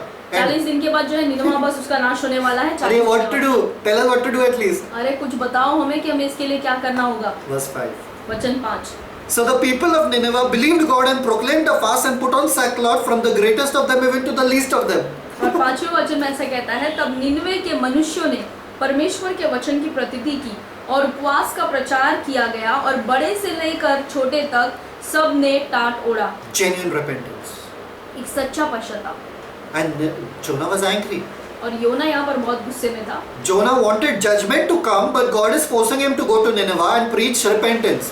और योना जो था वो चाहता था कि इस निनवे देश पर जो है परमेश्वर का न्याय आए, लेकिन परमेश्वर ने कहा तू जा वहाँ पर प्रचार कर और उन्हें पश्चाताप करने दे। He just walked and said, finish, this city is over, 40 days finish, खत्म. और योना वहाँ पर जाकर प्रचार करने लगा, बस 40 दिन के बाद तुम्हारा नाश। And verse 6, see what happens. और वचन 6 में देखें क्या For होता the है। word came unto the king of Nineveh, and he rose from his throne, and he laid his robe from him, and covered him with sackcloth, and sat in ashes. और तब यह समाचार निनवे के राजा के कान में पहुंचा, और उसने सिंहासन पर से उठ अपना राजकीय ओढ़ना उतार कर टाट ओढ़ लिया और राख पर बैठ गया। And he proclaimed a fast throughout whole Nineveh. और राजा ने प्रधानों से सम्मति लेकर निनवे और उसने सारे देश में जो है उपवास का संदेश भिजवाया। Verse 8, but let man and beast be covered with sackcloth, and cry mightily unto God, yea, let them turn every one from his evil way. See the turn from his evil way, and from the violence that is in their hands. और वचन 8 में ऐसा कहता है, और मनुष्य और पशु दोनों टाट ओढ़े, और वे परमेश्वर की दुहाई चिल्ला चिल्ला कर दे, और अपने कुकर्म से फिरे, और उस उपद्रव से जो वे करते हैं पश्चाताप। Who can tell if God will turn and repent and turn away from his fierce anger, that we perish not? और संभव है कि परमेश्वर दया करे और अपनी इच्छा बदल दे, और उसका भड़का हुआ कोप शांत हो जाए, और हम नाश होने से बच जाएं। The biggest revival happened in Nineveh by a worst sermon I guess ever preached on repentance. और निनवे का पूरा देश जो है पश्चाताप करने लगा। मुझे ऐसा लगता है एक सबसे खराब संदेश, सबसे छोटा संदेश जो है वो योना ने प्रचार किया। For example, in today's world, you just go where people are partying and where people are wicked and all, you could just go to them. और उदाहरण के तौर पे ले कि आज के दुनिया में कहीं लोग जो है पार्टी कर रहे हैं और जश्न मना रहे हैं, You just walk through them. और आप वहाँ पर जाते हैं, You all are going to hell, you all are going to hell, you all are going to hell, bus, and you all go. और आप वहाँ पर जाकर चिल्लाते हैं और कहते हैं बस तुम नर्क जाने वाले, तुम नर्क जाओगे, तुम सब नर्क जाओगे। Finish sermon over. बस यहाँ पर आपका समाचार खत्म। And they repent and then they crying, Lord forgive us, forgive us. अरे what did you even preach? और वहाँ पर लोग जो है पश्चाताप करने लगते हैं, रोने लगते हैं। Verse 10. और वचन 10 में See how God is so eager to forgive anyone who repents and और comes to Him. यहाँ पर आप परमेश्वर के स्वभाव को देखिए कि परमेश्वर कैसा है कि जब भी परमेश्वर की इच्छा है कि बस कोई पश्चाताप करे और वो उसे माफ कर दे। And that's what makes God repent too. And that's what makes God repent too. और यही जो है यही बात परमेश्वर को भी पश्चाताप करने में परमेश्वर मजबूर। पश्चाताप करते हैं, मजबूर करता है। 10, verse 10. And God saw their works, that they turned from their evil way, and God repented of the evil that He had said that He would do unto them, and He did it not. जब परमेश्वर ने उनके कामों को देखा कि वे कुमार्ग से फिर रहे हैं, तब परमेश्वर ने अपनी इच्छा बदल दी और उनकी जो हानि करने की ठानी थी उसको न किया। And then chapter 4 verse 1, but it displeased Jonah exceedingly and he was very angry. और चौथे अध्याय के पहले वचन में अगर आप देखें तो यहाँ पर कहता है यह बात योना को बहुत ही बुरी लगी और उसका क्रोध भड़का। And then he said, he prayed unto the Lord and said, O Lord, was it not this my saying when I was in my country? Therefore I fled to Tarshish, for I knew that you are a gracious God, merciful, slow to anger, great kindness, and it repentest thee of the evil that you do. और उसने यहोवा से यह कहकर प्रार्थना की, हे यहोवा, जब मैं अपने देश में था तब क्या मैं यही बात न कहता था?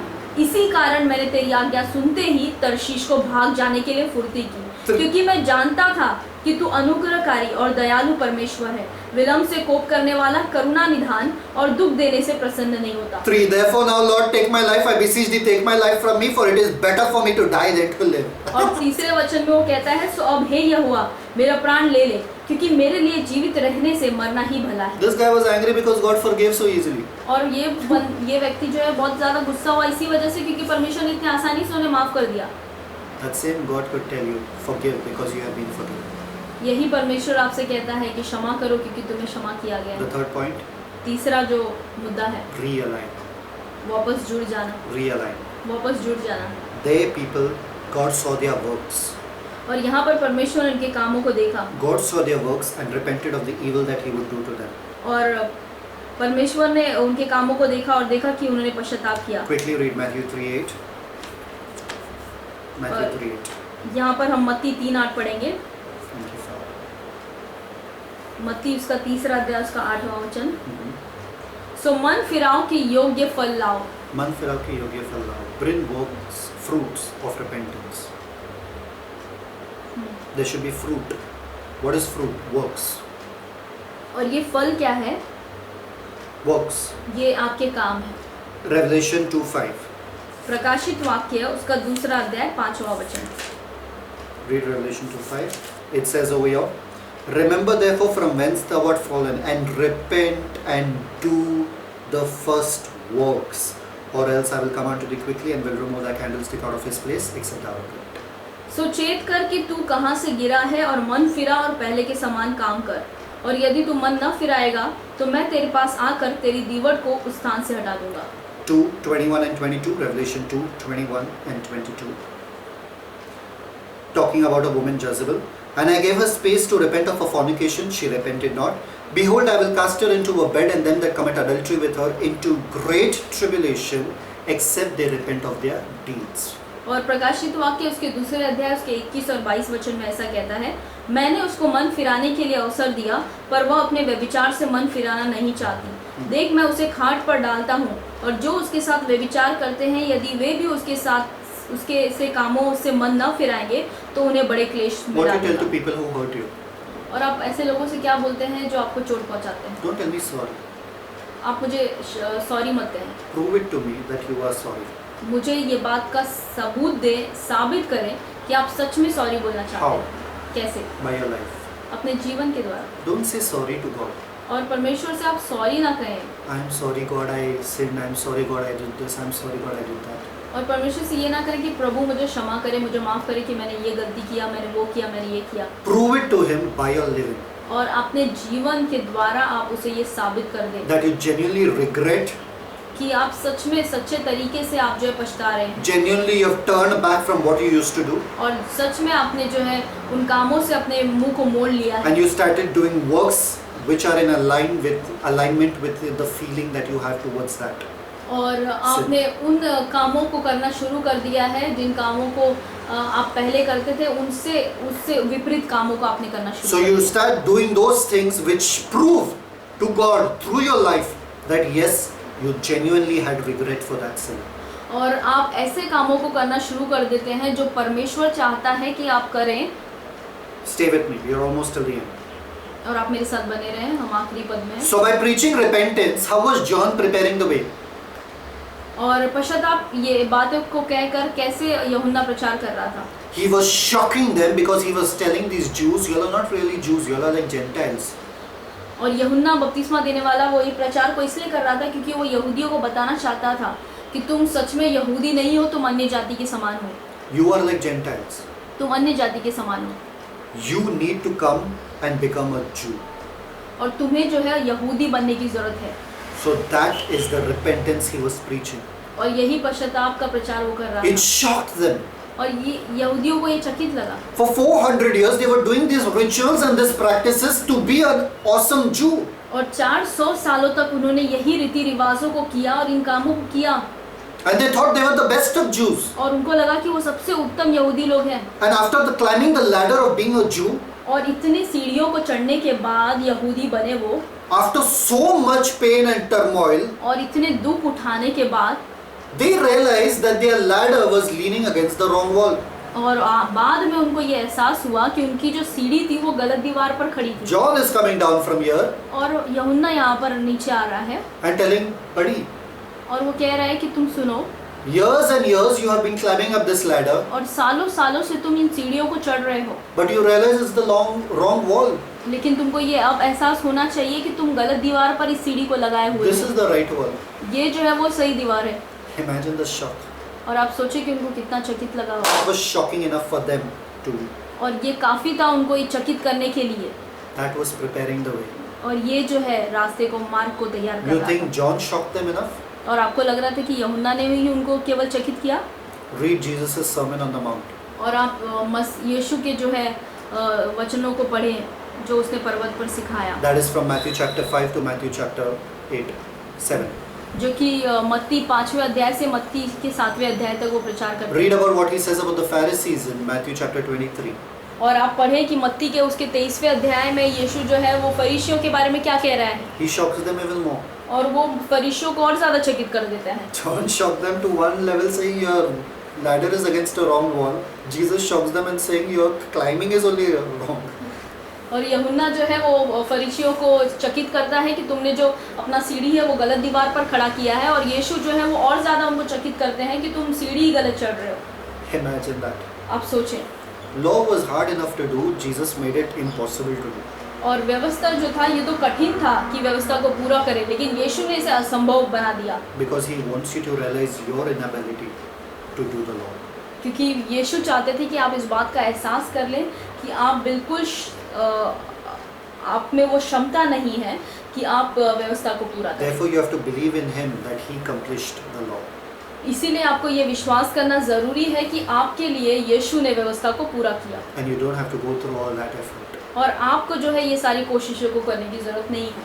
So, Jesus came and shocked them all the more. और यीशु जो आए उन्होंने और ज़्यादा चकित किया इन लोगों को, So, without genuine repentance, they couldn't experience the new covenant. और एक सच्ची पश्चाताप के बिना वो सच्चे जीवन को वो पा नहीं सकते थे। I'll tell you exactly. Because without repentance, it was repentance of baptism for the forgiveness of sins. The forgiveness of sins cannot happen without the repentance. और पश्चाताप का बपतिस्मा लेकर उनके पापों की क्षमा उन्हें मिल रही थी। जब तक वो पश्चाताप न करें उनको पापों की क्षमा नहीं मिलेगी। So they couldn't experience the new covenant without repentance. और नए नियम का जो आनंद है वो उठा नहीं पाते थे अगर वो पश्चाताप नहीं करते। And without the new covenant, they couldn't experience the Davidic blessings. और बिना नई वाचा के वो दाऊद के आशीषों को वो जान नहीं पाते। And without the Davidic covenant, they couldn't experience the Abrahamic blessings. और दाऊद की आशीषों के बिना वो अब्राहम की आशीषों को नहीं पाते थे। So one question for you. तो एक सवाल आपके लिए, When you accepted Jesus, जब आपने यीशु को अपनाया, did you genuinely repent? क्या आपने सच में पश्चाताप किया? Did you turn from your ways? क्या आपने अपने मार्गों से आप मुड़ गए? Did you become a different person altogether? क्या आप एक अलग व्यक्ति बन गए? This is answers that only you can answer. और ये ऐसे उत्तर हैं जिसका आप ही केवल उत्तर दे सकते हैं। So question arises. तो यहाँ पर प्रश्न उठता है, Everybody that came to John, जो भी लोग यूहन्ना के पास आए, did they genuinely repent? क्या उन सब ने सच्चे तरीके से पश्चाताप किया? We'll find out. हम इसके बारे में और जानेंगे, We'll find out in fact the next sermon. और अगले वचनों में हम इसके बारे में सीखेंगे। One man who could have repented. एक व्यक्ति जिसने पश्चाताप किया, We'll learn about him the next sermon. और उसके बारे में हम सीखेंगे अगले वचनों में। One man who could have repented. एक व्यक्ति जो पश्चाताप कर सकता था। Two stories about true and false repentance. दो ऐसी कहानियों को देखेंगे जो एक सच्चे पश्चाताप और एक गलत पश्चाताप के बारे में बताता And है। one man who did repent. और एक व्यक्ति जिसने सच में पश्चाताप किया। So that will come up in the next sermon. और ये हम अगले प्रचार में देखेंगे। I hope this sermon has blessed you. और मैं विश्वास करता हूँ कि इस वचन ने आपको आशीष किया है। I hope you know repentance means regret, return and realign. और मैं विश्वास करता हूँ कि आपको ये बात का पता चल गया होगा कि पश्चाताप का मतलब होता है पछताना और वापस आना और फिर से जुड़ जाना या फिर से उन कामों को करना जो परमेश्वर चाहते हैं। Let's learn more about it next time. और इसके बारे में हम और सीखेंगे। Let's pray. आइए हम प्रार्थना करें। Heavenly Father, स्वर्गीय पिता, thank you for your beautiful word. धन्यवाद आपके सुंदर वचनों के लिए। Thank you for realigning us in the path of righteousness. धन्यवाद पिता आपका कि आपने हमें फिर से जोड़ दिया आपके धार्मिकता के मार्गों पर। Today we have no relationship with sin. और आज हमारा पाप के साथ कोई रिश्ता नहीं है। We do not enjoy sin. और हम पाप से बिल्कुल आनंद नहीं उठाते। We have broke every connection with sin. और हमने हर एक रिश्ते को पाप के साथ तोड़ दिया है। We have turned from every dirty way. और हर एक गलत मार्गों से हम मुड़ चुके हैं। And now we represent your righteousness. और अब हम आपकी धार्मिकता को प्रदर्शित करते हैं। And we produce righteous living. और हम एक धार्मिक जीवन को जीते हैं। Thank you. This message has blessed everyone, Father. और पिता धन्यवाद कि संदेश ने बहुतों को आशीष किया। Thank you, Father, that the धन्यवाद। coming messages also धन्यवाद पिता कि आने वाले प्रचार भी will also bless them. वो भी उन्हें आशीष करेंगे। Speak to their hearts, Master, उनके हृदयों से बातें करें स्वामी, and let them turn back to you. और होने दे कि वो अपने मन को फिराएं और Amen. आपके पास आएं, Their face shall shine. और उनके मुख जो है वो चमक उठेंगे। In Jesus' name. यीशु के नाम में Amen. Amen. I bless you, saints, मैं आप सभी को आशीष करता हूँ संत, and enjoy and celebrate life in Christ. और जीवन का आनंद उठाएं और जश्न बनाएं मसीह में। Shalom. शालोम।